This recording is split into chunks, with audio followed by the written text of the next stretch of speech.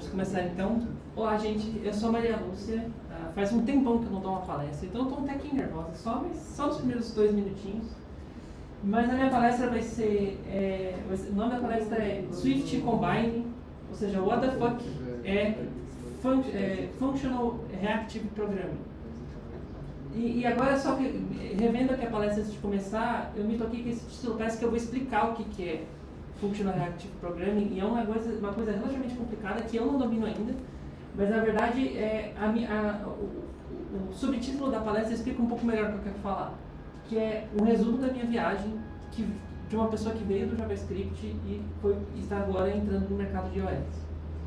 E antes de começar, eu quero só fazer um disclaimer, pedir desculpa para os meus amigos de iOS, que eu vou usar umas palavras fortes aqui, mas não é por mal, é só para dar um impacto na palestra, né? Porque é cenográfico, tá? O que eu vou falar. É só para deixar as coisas mais claras e mais chocantes. Mas no final do dia é uma simplificação, uma super simplificação, e eu não quero deixar ninguém chateado. Então, me desculpe se eu ofender alguém no caminho. Eu só vou falar mal do JavaScript, tá? Não vou falar mal do iOS, não. Por isso que eu estou pedindo desculpa pro pessoal do JavaScript. Bom, eu vou começar me apresentando de novo, porque isso vai ser, não porque eu gosto de ficar me exibindo, mas porque é importante para a palestra. Para dar no seguinte sentido: eu fiz física na faculdade. Por que eu estou dentro da física? E eu conheci a programação no segundo semestre de faculdade e eu falei, mano, é isso que eu quero fazer na minha vida. Eu quero trabalhar com programação. Mas na época eu queria fazer programação na física. E de fato fui. Eu fiz um mestrado em Astrofísica Computacional no IAG, lá na USP, que é o Instituto de Astronomia, Geofísica e Ciências Atmosféricas. E odiei fazer astronomia. A astronomia é muito legal.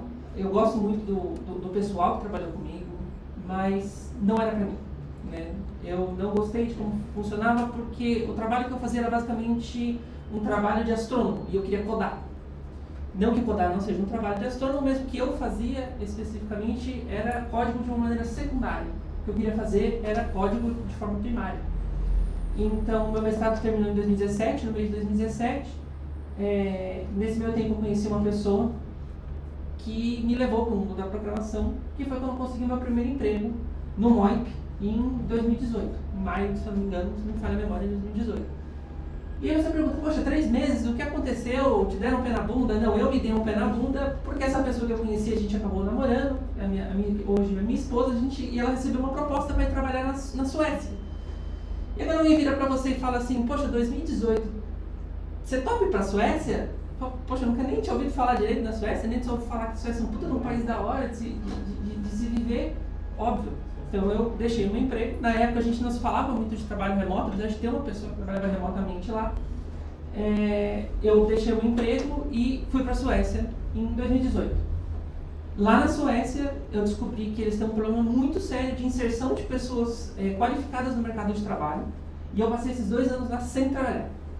Eu basicamente fiquei como dona de casa estudante de programação. Porque tanto que em janeiro de 2020 eu consegui entrar num curso que focava em inserir essas pessoas qualificadas, pessoas com mestrado, com doutorado, com graduação, no mercado de trabalho. Porque os suecos, eles são similares em alguns sentidos com algumas coisas da cultura japonesa. Eles são muito certinhos nas coisas, assim, e quando você não vem de uma universidade deles, eles meio que não sabem muito bem o que fazer. Então existia uma quantidade muito grande de pessoas que tinham qualificações nas áreas e eles não conseguiam inserir essas pessoas. E eu acabei sendo uma delas. Quando eu passei nesse curso, eu fiz esse curso numa universidade chamada KTH, que é Kungslingen Hochschule, agora eu esqueci como fala. Mas a ideia é, o que aconteceu em 2020? Pandemia. Então, todas as contratações foram canceladas. Então, eu não consegui arranjar um emprego por causa disso.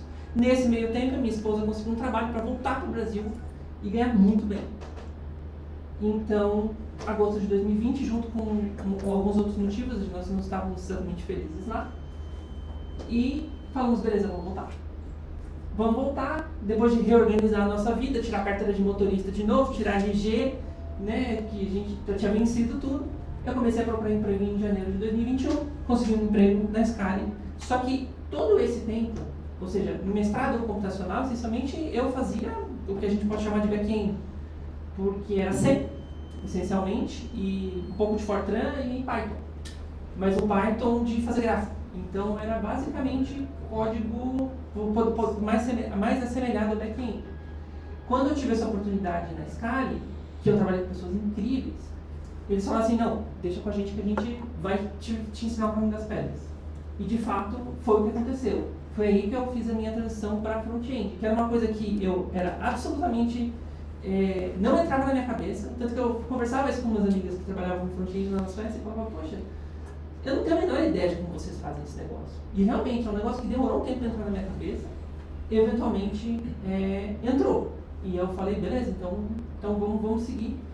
E agradeço as pessoas que me ensinaram a entrar, né, me guiaram nesse caminho.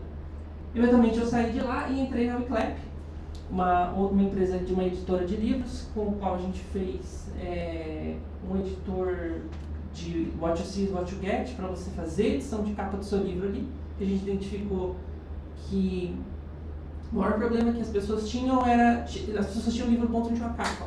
Então isso era uma coisa que atrapalhava muitas pessoas. Então a gente fez esse desenvolvimento, que por uma série de motivos não relacionados ao Wiclap, eu tive que sair de lá. E essa é a história. Então, agora, depois de ter falado tudo isso, eu lembrei que eu tinha colocado umas setinhas aqui bonitinhas para falar tudo isso. Bom, então, em resumo, foi uma viagem muito louca da academia para a indústria, de back-end para front-end, e agora eu estou fazendo esse caminho de front-end para full stack.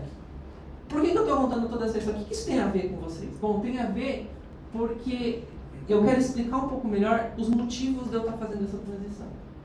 Então, o primeiro motivo que eu acho mais importante é que você tem uma melhor UX para desenvolvimento. Né? Assim, a diferença para mim, e agora eu vou começar a falar um pouco mal do JavaScript, mas não mal do JavaScript necessariamente, mas bem do ecossistema da Apple. Porque apesar do Xcode não ser exatamente uma ideia excelente, né? A gente sabe os problemas que ele tem, ele está tudo nele. Né? Uma das grandes frustrações que eu tinha com o desenvolvimento de JavaScript por exemplo, no começo eu era cabeça dura e tentava desenvolver com o Firefox. Porque eu gosto muito do Firefox, eu acho o Firefox um browser muito legal, mas a gente acaba falando, por exemplo, tem certas situações onde certos alinhamentos funcionam no Firefox e não funcionam no Chrome e vice-versa. Então, no iOS a gente não tem esse problema. O pessoal reclama muito do Xcode, mas eu entendo o porquê que a Apple faz isso. Porque você centralizar as coisas num negócio, por mais que ele não seja bom, ajuda muito. Eu sei que o pessoal, deve ter gente me odiando agora, não sei, a pessoa que vai ver a palestra depois, aqui não sei no YouTube, o pessoal deve estar com ódio no coração, mas tenta ver o lado nesse sentido de que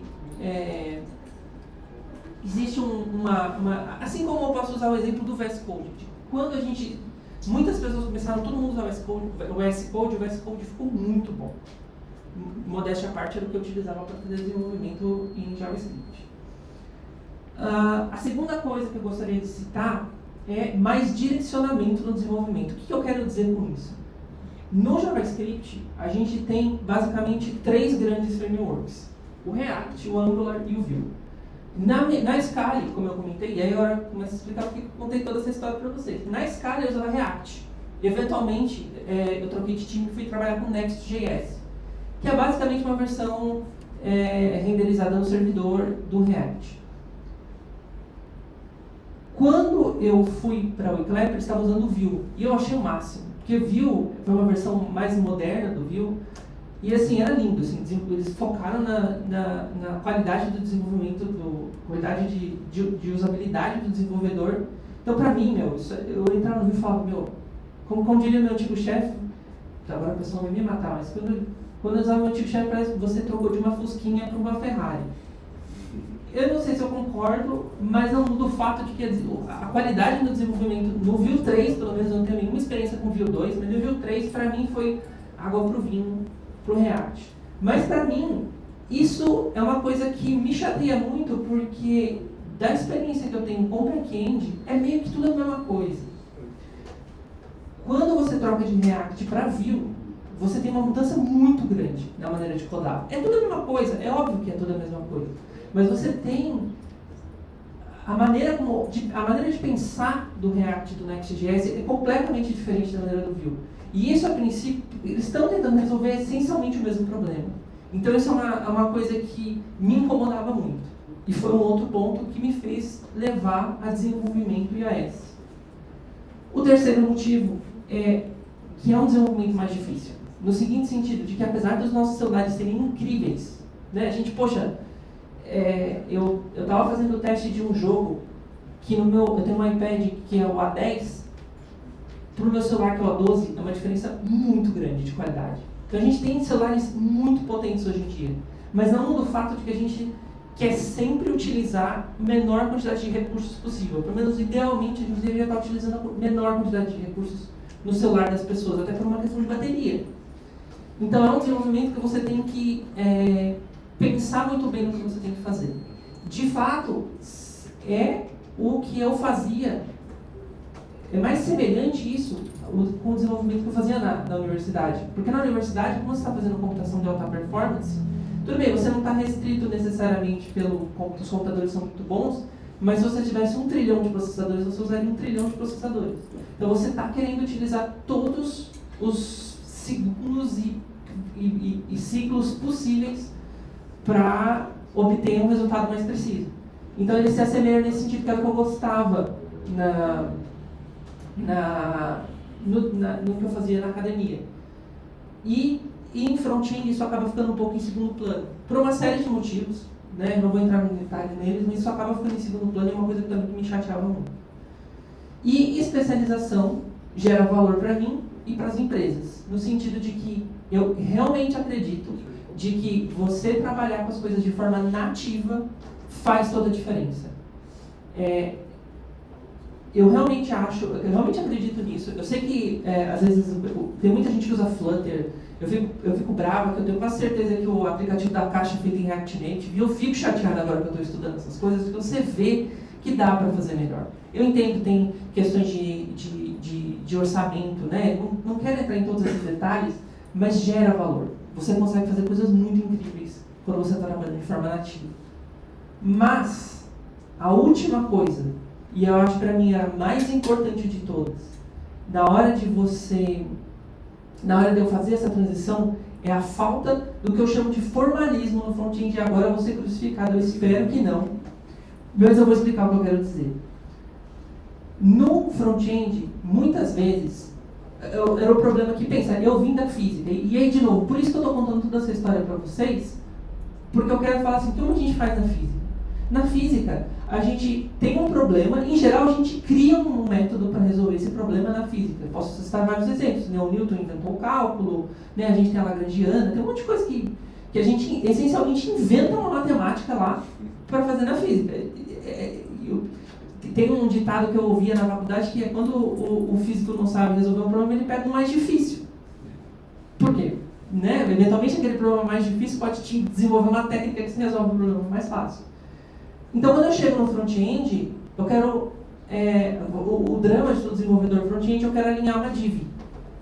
Então, como que é uma linha? Se você for procurar no Google, como que alinha uma div, você vai chorar. Eu não sei como está no ChatGPT, porque honestamente eu não tentei fazer. Porque quando o ChatGPT lançou, eu já estava focada em outras coisas, mas é de chorar, porque tem 1 trilhão de maneiras que você pode fazer e todas estão corretas. Só que nem toda situação ela vai te dar o que você quer.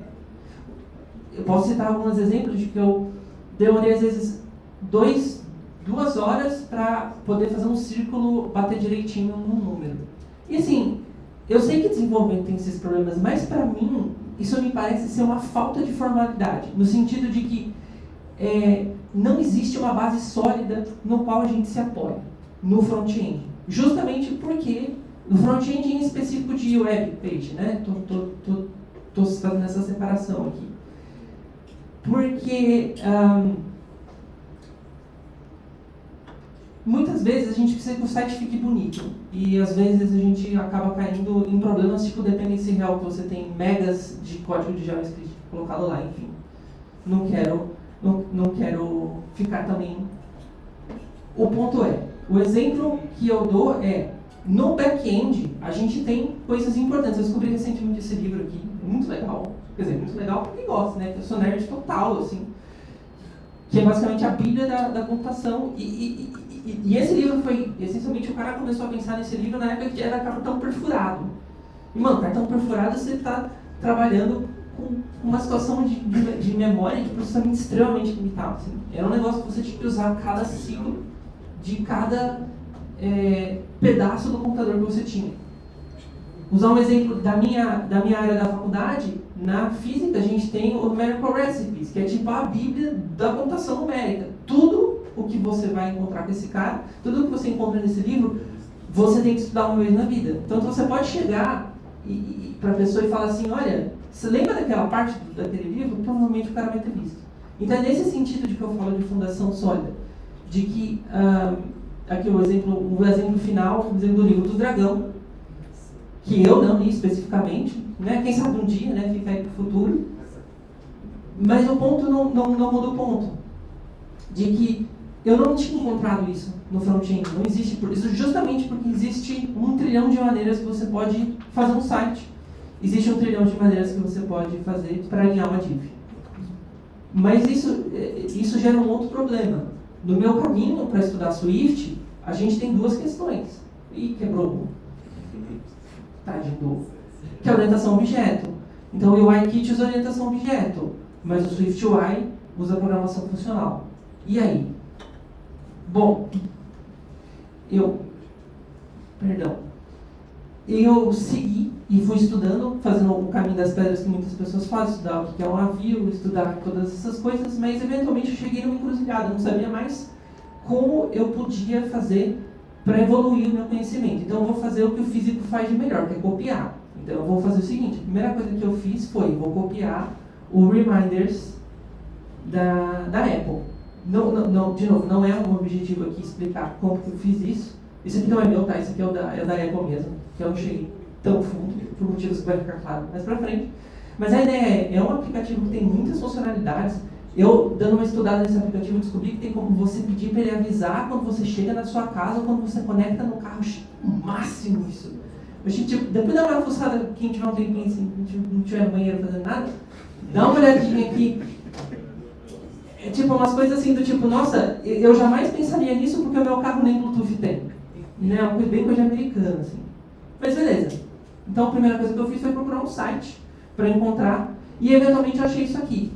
Era um site que, puxa, vocês não vão conseguir ver aqui, mas ele é de 2020. O SwiftUI foi lançado em 2019, então a pessoa que escreveu isso aqui estava fazendo uma exploração do SwiftUI e usando um tal de Combine, e aí o título da palestra, e o Firebase eu já tinha tido contato na Uniclap, apesar de eu não mexer diretamente, eu já sabia o que era. Eu falei, beleza, então vamos a esse cara mesmo.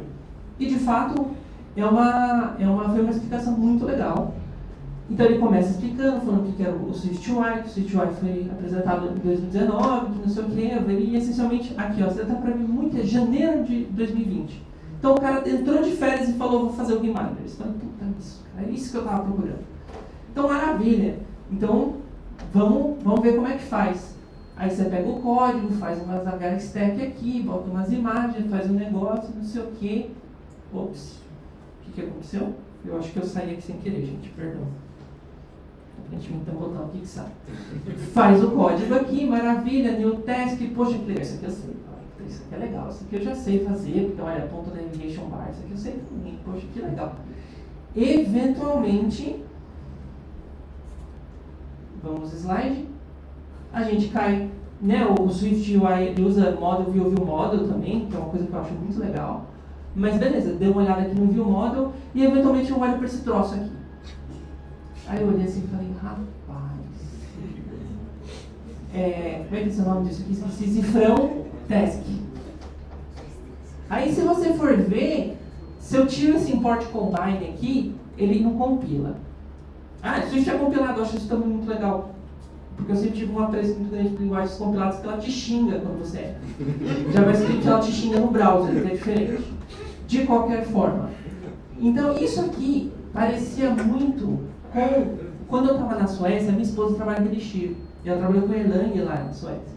Isso aqui, .map, .assai, isso aqui me lembrou muito programação funcional. Eu falei, poxa, isso aqui é programação funcional de verdade, não que Swift UI não seja, mas é programação funcional roots, né? .map, umas coisas estranhas. Mas eu fiquei pensando assim, cara, que caso esse, porque para mim o cifrão variável era para passar o binding, né? Então o que esse cara tem a ver com isso? Eu falei, então beleza, então vamos ter que estudar esse troço de combine, então vamos de novo, né? Vamos começar de novo, vamos ver o que é esse troço desse combine. E eu achei um livro muito legal, é um livro online escrito por esse Joseph Heck, e ele explicando aqui a ideia do que é o combine. Então vamos estudar o que é o combine. O combine é um negócio, uma declaração, uma API declarativa que processa valores e tal. E eventualmente eu acho esse negócio que é o Functional Reactive Programming, e ele me linka aqui no negócio. Aqui começou o meu problema, e é por isso que eu dei o nome da palestra da maneira como eu dei. Porque quando eu descobri isso aqui, eu descobri que isso era o que eu estava buscando. Porque programação funcional reativa, que foi um paper definido em 97 por Conal Elliott e Paul Huda, que está aqui, eu esqueci de colocar uma foto dele, está na minha cabeceira ali do meu ladinho, assim, ele virou, sabe aquele tipo de coisa que você lê, assim, que você imprime e fala, vou ler esse troço um dia. E aí você acaba lendo só pedaços, porque a palestra desse cara era sensacional. Ele começou a falar um negócio de functores e de métodos e de umas coisas, ele trabalha com Haskell. E eu fiquei assim, rapaz, não estou entendendo nada do que você está falando, mas me senti na faculdade de novo, olha que delícia. Mas pelo menos eu entendi a ideia. A ideia é de que isso aqui, ele explicou da seguinte maneira. A ideia dele ter criado isso aqui era resolver um problema semelhante ao problema do bitmap. Ou seja, o que isso quer dizer? Antigamente, quando os computadores estavam começando a ter interface gráfica, quando você tinha, sei lá, 50 linhas no monitor, você não pensava muito em escalabilidade da sua fonte ou da sua imagem. Então vai de bitmap mesmo. Bitmap é um pontinho, você faz uma matriz e está tudo certo. Quando você começa a ter aplicações mais complexas e os monitores começam a ficar mais precisos, você começa a ter problema de escalabilidade de videogame mesmo, sabe? De você ter que multiplicar as coisas só por inteiro, mas a sua tela não é inteira. E aí, como é que você faz? E foi aí que eles inventaram o SVG, se eu não me engano. Fugiu o nome agora, que isso, exatamente. O que era o nome? Desculpa, eu não vi direito. Isso, Scalable Vector, exatamente. Bem lembrado. Para resolver esse problema, ou seja, você está indo do discreto para o contínuo. Então a ideia do Functional Reactive, tanto que se chama Functional Animation, porque a ideia dele era fazer isso para animações 3D. Então a ideia é você sair do discreto e para o contínuo. Então perdão, ainda não quero chegar nessa parte. A ideia dele era você sair do discreto no tempo, ou seja, vou fazer um paralelo muito rústico, porque para ser bem sincero, eu ainda não domino esse tema, é um tema que eu ainda estou estudando. Então, a ideia é você sair, por exemplo, no caso do UIKit, aonde você fica, carregou, did load, did não sei das quantas, antes de carregar, que seria uma maneira discreta de você ver o mundo, para um modo contínuo de você ver o mundo. Ou seja, você tem o seu published, e aí agora eu entendi por que ele usava o cifrão do published, do binding. Né? Porque essencialmente o publisher ele tem uma relação muito forte com bindings dentro do SwiftUI. Mas voltando ao que eu estava querendo dizer, quando você tem, no caso de uma variável que ela é publicada, isso vale para o state também, você tem uma coisa que você consegue dizer para o seu programa, esse cara vai mudar. E o seu programa consegue ficar olhando para quando ela for mudar, para o seu programa não só poder consumir isso, tipo, quando você, porque nesse caso é muito simples, né? Você varia a variável, vai voltar aqui, vai voltar aqui. Mas usando o exemplo desculpa, eu esqueci o seu nome, a Vanessa, que apresentou a palestra anterior, nossos programas escalam muito rapidamente. Então o SwiftUI tem que ter uma maneira de ficar de olho nisso aqui e falar, esse cara mudou aqui, muda esse troço lá. Mas mais importante do que isso, né, ele chama isso de comportamento. perdão, gente, chama isso de comportamentos, nos behaviors dos eventos, que é essa ideia de você trabalhar de forma contínua, mas permite, eu acho que a parte mais importante é você fazer uma implementação onde os eventos são consumidos de uma forma onde a pessoa que está recebendo esses eventos, ela escolhe como consumir esses eventos. Então, vamos supondo, de uma forma muito simples, que você tem aqui, você está rodando o YouTube num picture-in-picture lá, que você está vendo o negócio enquanto você está no Twitter. Então, a UI, ela está falando assim, olha, tem várias coisas rolando ao mesmo tempo aqui. Eu vou travar, inclusive, eu achei muito interessante que no iOS 17, eu não sei se isso é proposital ou se é uma coisa que vem da própria Apple, quando eu entro no Safari para fazer alguma coisa, às vezes ele para o vídeo, ele frisa o vídeo, processa a página e depois continua o vídeo de forma automática. Eu tenho a impressão de que é a aplicação de uma ideia, não exatamente disso aqui, mas de uma ideia dessa. Ou seja, de você, a pessoa que está recebendo consegue controlar como ela vai consumir isso para você não simplesmente travar o programa e falar, beleza, crashar tudo aí e reinicia o celular. Que não é isso que a gente quer, a gente quer uma usabilidade melhor do que essa. Então, aqui uma das coisas, finalmente formalismo em front-end, óbvio que não, né? Óbvio que não é isso, mas me deixou muito feliz, porque agora eu tenho algo a me apoiar. E de fato, eu sinto que pela primeira vez na minha vida, eu tenho plena consciência do que eu estou fazendo. Porque em JavaScript eu achava as coisas um pouco mágicas, assim, principalmente usando um framework que tem muita coisa rodando por baixo, e eu não tinha completa consciência do que estava acontecendo. E quando eu encontrei esse FRP, foi a primeira vez que eu tive uma visão de uma forma mais ampla do que estava acontecendo no meu código. Inclusive, eu esqueci de tirar aqui, mostrar e linkar o vídeo da Xerox, obviamente, né? Se a gente faz palestra, esquece esses detalhes, mas o importante é, quando eu descobri isso, eu fui, apesar de não ter concluído o meu estudo de Objective-C, eu não estou nem perto de estudar isso ainda, mas a ideia é, o Objective-C, que é orientação a objeto, é o próximo passo. Eu sei que uma hora eu vou ter que encarar essa fera, mas é o próximo passo do que eu tenho que fazer. Mas de uma forma muito interessante, eu encontrei esse vídeo aqui, que é um vídeo de 2 horas e 8, né? É só até os primeiros 30 minutos é bom. Não que não seja ruim, mas ele começa a falar da vida dele, então que eu estava interessado na programação. Mas esse vídeo é muito interessante porque esse é um dos criadores da linguagem Smalltalk que foi utilizada para fazer o sistema alto da Xerox, que foi o sistema que inspirou o Steve Jobs para fazer o macOS quando estava na Apple. O Macintosh 1, se não me engano, que saiu com um sistema de janelas. E é muito interessante porque a ideia dele com orientação a objeto era uma ideia técnica, no sentido de que, se você for ver esse vídeo, ele mostra que esse é um dos primeiros computadores onde você podia pegar o código que estava rodando e editar ele. Ele mostra, assim, do tipo, se eu não me engano, ele troca a seleção para, em vez de ser uma seleção que nem a gente tem hoje, preta, que já era dessa época, assim, ele colocava tipo para ser um circularzinho quadrado, só para mostrar para você que ele tem controle do código que o computador está rodando. E você pode fazer nem no Linux, você pode destruir o negócio, porque o computador pressupõe que você sabe o que você está fazendo. Mas a ideia dele era, como que eu vou fazer isso e testar isso on the fly? E a orientação a objetos foi uma maneira que ele encontrou de, vamos supor que você tem, por exemplo, o exemplo que ele usa é a classe objeto. Todas as classes, todos os objetos são objetos. Então os objetos têm que obedecer uma série de regras que eu não vou lembrar qual que é, mas é semelhante ao que a gente usa hoje. Ele só precisa de um código. Tudo que é objeto, quando ele tem como se fosse um ponteiro que ele vai falar, olha, está aqui o código. Isso permite, ele falou que permite, se não me falha a memória, escrever todo o sistema operacional em 90 kilobytes. Porque ele está reutilizando código.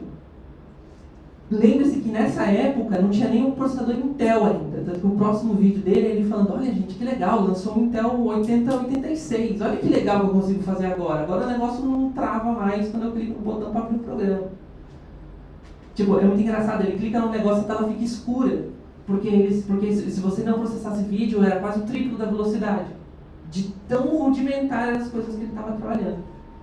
Então, Mas, de novo, por que eu estou comentando isso? Porque a ideia do Objective-C, quando eu escrevi essa palestra pela primeira vez, eu achei que foi a Apple que fez, não foi. Foram outras pessoas que fizeram o Objective-C.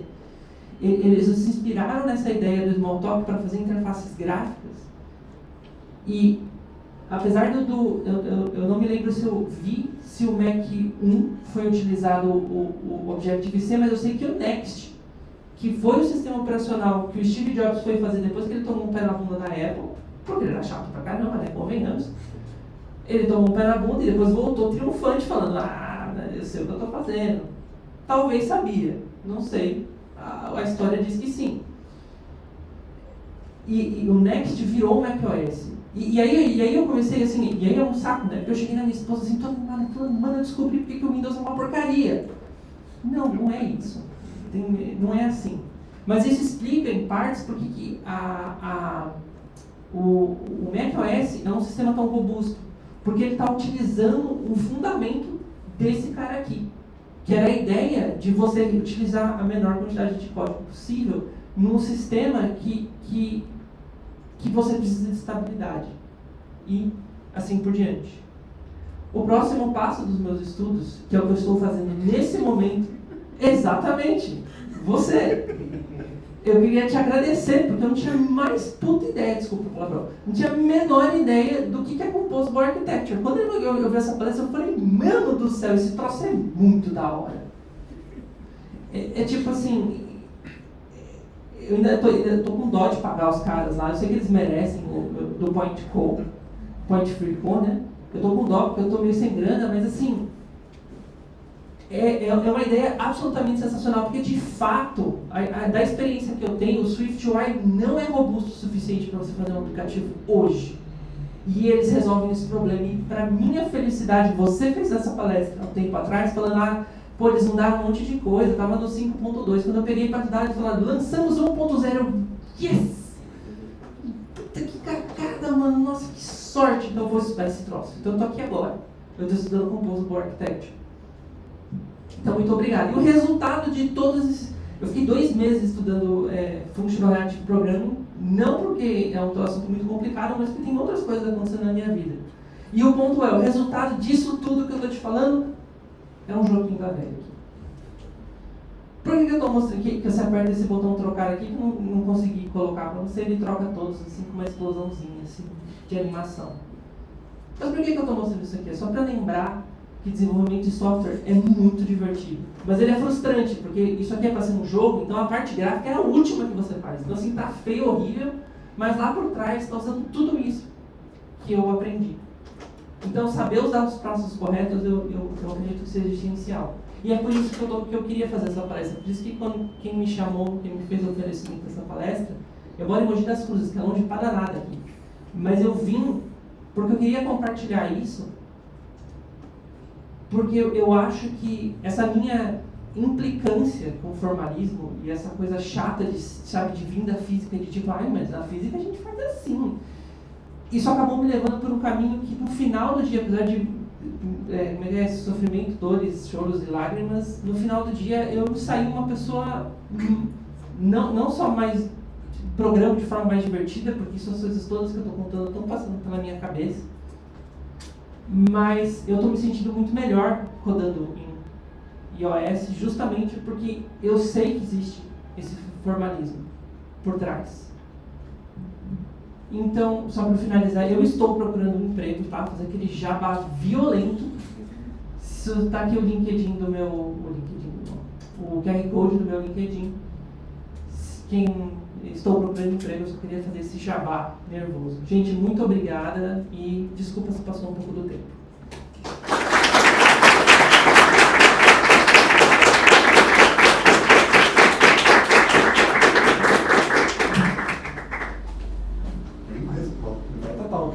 Muito obrigada.